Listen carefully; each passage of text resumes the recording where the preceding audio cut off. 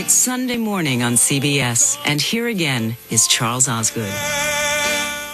The lush, romantic music of Josh Groban doesn't easily fit into any category. That's just the way Groban and his many fans like it. Sandra Hughes offers this Sunday profile. You wouldn't know it from the cheers. You wouldn't know it from the faces of his fans. Thank you. But listen to that voice. You raise me up so I can stand on mountains. You raise me up. And you know Josh Groban is not your ordinary pop star.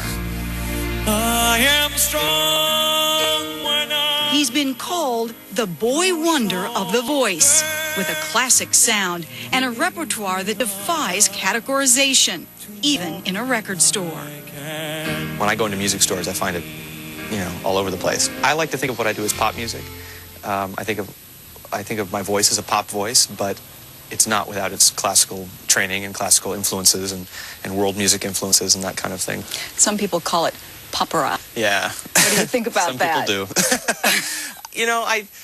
I've never been fond of those kind of gimmicky kind of, words for things. I really hope people listen to me and say, oh, that's just Josh.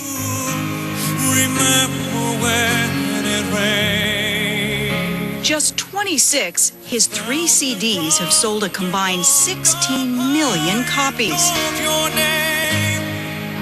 Groban is packing arenas, especially attracting female fans. Grobanites, some call them, mothers and daughters alike. It started off, I think, as a much older audience, because that was kind of naturally who was buying this kind of music to begin with. But what's been really, really cool is without having to change myself, without having to change what I do, I've been able to really reach a lot of my peers, too. He reaches his audiences with a mix of mostly ballads and love songs, often sung in Italian or Spanish. I've always loved languages. I've loved the musicality of languages. I've loved the idea of telling a story in many different ways. When you put that many foreign language songs on a CD, is there something that makes it sort of inaccessible to a certain audience? Do you have to worry about that? You can't please everybody, and I think that it's certainly accessible to enough of an audience where I feel like I've got my fans, and I feel like with every passing moment, it's reaching more people. Groban has been working with voice coach David Romano for 8 years.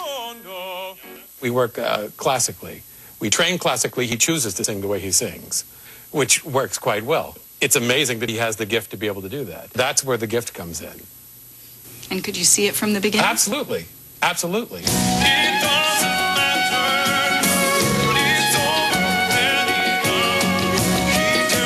During a break in a busy touring schedule for his latest album titled Awake, Groban continues to work on his voice and rehearse with his band. The schedule with me is so grueling and so demanding, and it's basically a rock and roll schedule while still having to have a pure and legitimate voice. Rough singing is not what they come for to my concerts. World of your own. Hello inside. Groban began attending concerts and musicals with his parents when he was a child. He knew early on that music was his passion. And I'd sit in the audience and I'd get chills and I'd say, okay, well, if I can be the person to make someone else feel that one day, then that's it. I'd be the happiest person in the world. If I were a rich man, At the Los Angeles County High School for the Arts, he seemed destined for success. That's Groban as Tevye in Fiddler on the Roof. And it was the first place that I went to that I really started to feel like I was developing my own identity and I was becoming confident as a human being. From there, it all happened very quickly for Groban in a Star is Born style. Josh Groban. He was still in high school when he was picked as a last-minute replacement to sing at the California governor's inaugural. My dad was in the bleacher seats and he's shaky camera, and I came out of, big tuxedo tie, My stage presence was not very good. It was a total moment, Another of those moments came a few weeks later, when Andrea Bocelli couldn't get to the Grammys in time to practice his duet with Celine Dion. Josh got the offer to fill in at the rehearsal. That was the point where I kind of said, I don't think I can fill those shoes. But he did. Dad brought the camera along for that, too. Josh took off for college, but left 6 months later to record his first CD.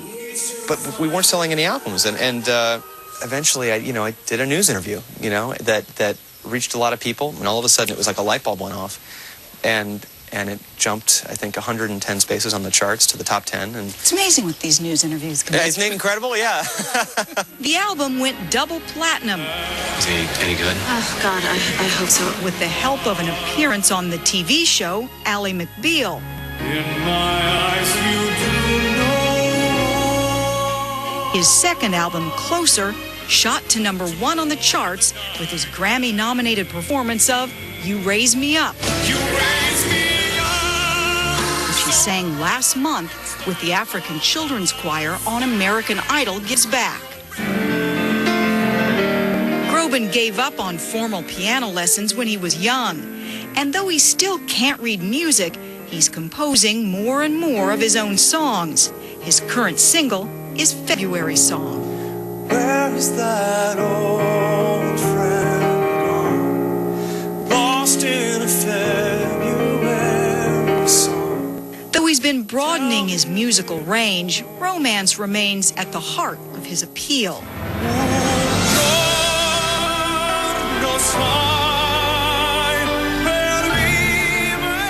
I love the romantic music. I'm a cheeseball when it comes to that. I'm pretty shy. Any girlfriend that I've had can probably tell you that I'm not like the most romantic person. I don't have the violins playing, and but You'll just put on your CD. yeah, exactly. Let that do the talking. Exactly. I just You say, can this sit is there. honey, this is listen to track 3. That's how I feel. Groban took us back to his high school, where his career got its start. Got good kids here. How does it feel singing to, having a concert, sold out concerts, like singing by yourself? It's your show. It's fun. It's cool. I mean, Giving is a big part of Groban's life. I'm doing a concert at the Anaheim Pond in August. You are all welcome to be my guest if you guys want to come to that concert. His foundation has raised more than $500,000 for children's charities. The first show that I ever did here was in this theater here. In this one? Yeah. And what was that? Groban still hangs on to his high school ambition of starring on Broadway. Last year, he paid tribute to one of his idols, Andrew Lloyd Webber, at the Kennedy Center Honors. Let your soul take you where you long to be. Are you critical about your musical? I'm pretty hypercritical. I'm really hypercritical about it. I tend to overthink things until the idea becomes pointless. So one of the other things that I've learned in my 3-album career is just exactly right. Is to let things go. Sometimes they just need to let the child out into the world.